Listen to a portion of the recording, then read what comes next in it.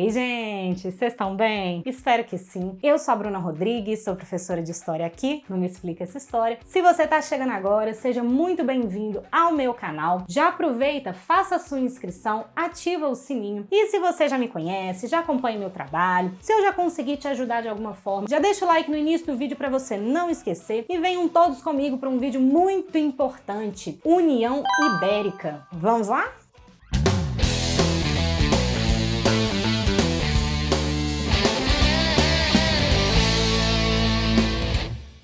Bom, o período conhecido como União Ibérica foi um momento da história em que Portugal e Espanha foram governados pelo mesmo rei. Isso durou 60 anos, de 1580 a 1640. Por isso, União e Ibérica, porque Portugal e Espanha se localizam na chamada Península Ibérica. Tá, mas como que isso aconteceu? Bom, 578, o rei de Portugal, Dom Sebastião, que era um rapazinho novo, muito destemido, que era muito influenciado pelo Alexandre o Grande, aquele do Império Macedônio lá da Antiguidade. Ele queria entrar para a história como um grande conquistador e acabou travando uma batalha contra os muçulmanos na região do Marrocos, só que foi derrotado e morto na batalha de Alcácer Quibir. E isso, inclusive, gerou algo para a história portuguesa, que foi o chamado mito do sebastianismo, porque o corpo dele nunca foi encontrado. E os portugueses acreditavam que em algum momento que o país precisasse de Dom Sebastião, ele iria aparecer ali como um grande salvador e uma figura divina para tirar Portugal ali daquele momento de crise que eles estivessem precisando. Estão esperando até hoje porque Dom Sebastião nunca mais apareceu em Portugal. Mas qual era o problema? Esse jovem rei não deixou herdeiros. E quem vai assumir o trono de Portugal vai ser o seu parente homem mais próximo, que era o seu tio, um cardeal, o Dom Henrique. Só que ele já era bem velhinho e ele só conseguiu governar Portugal por mais 2 anos, morrendo em 1580. Dessa forma, teremos uma crise sucessória em Portugal, porque não teremos mais herdeiros do trono, colocando fim na primeira dinastia de Portugal, que era a dinastia de Avis. Quem vai aparecer na cena será Filipe II, o rei espanhol da dinastia mais poderosa do mundo naquele momento, que era a dinastia dos Habsburgos. E ele vai pedir a Portugal o direito de ocupar o trono, alegando inclusive que ele era parente de Dom Sebastião. E era mesmo, bem distante, mas era. Só que ele vai utilizar uma pressão militar para que Portugal entregasse o trono a ele, alegando que se fosse recusado, ele invadiria Portugal. Não precisou de invasão nem de nenhum ataque militar, porque a verdade é que a burguesia e a nobreza de Portugal ficaram animados com a ideia de serem governados por Filipe II. Por quê? Porque ele tinha o reino mais rico do mundo, que era o reino da Espanha. Então eles acreditavam que, sendo governado por Filipe II, né, toda essa riqueza espanhola passaria também para os cofres portugueses, o que não vai acontecer. Quando Filipe II assumiu,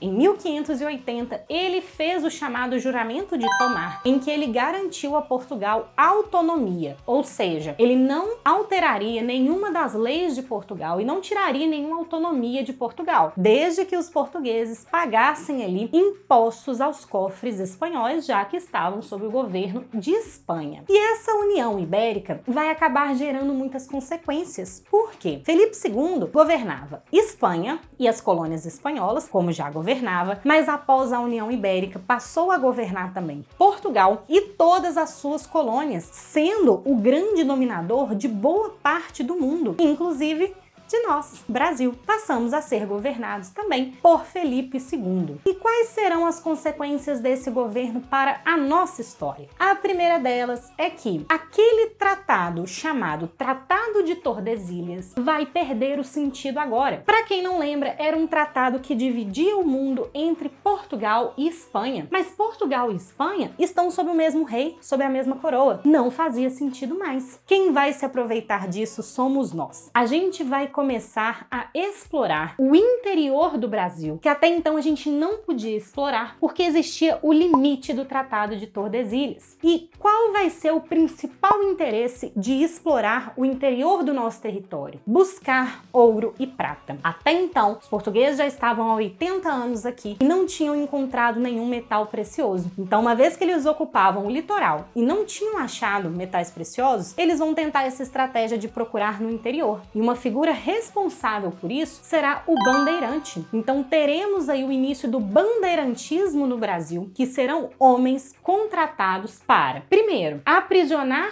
indígenas fugidos, as chamadas bandeiras de apresamento, mas teremos também bandeirantes contratados para buscar ouro, procurar ouro e prata, metais preciosos, as chamadas bandeiras de prospecção. Então, a primeira consequência da União Ibérica para nós é uma expansão territorial do Brasil para o interior, sendo executada principalmente pela figura dos bandeirantes, que, além de aprisionarem indígenas fugidos, irão buscar ouro e prata. E mesmo depois que a União Ibérica acabar, toda a região que Portugal se expandiu será considerada oficialmente de Portugal. Então os portugueses acabaram saindo no lucro nesse sentido. Porém, teremos uma consequência não tão boa para Portugal, muito menos para nós, Brasil. Com a União Ibérica, Filipe II vai baixar um pouco a guarda sobre o Brasil, até porque ele é dono de meio mundo, não tem como ele fiscalizar e conseguir efetivar a proteção de todos esses territórios, e nós vamos acabar ficando um pouco mais expostos e suscetíveis para invasões estrangeiras. E isso vai acontecer durante a União Ibérica. Os franceses irão dominar a região do Maranhão. Posteriormente serão expulsos, mas além deles,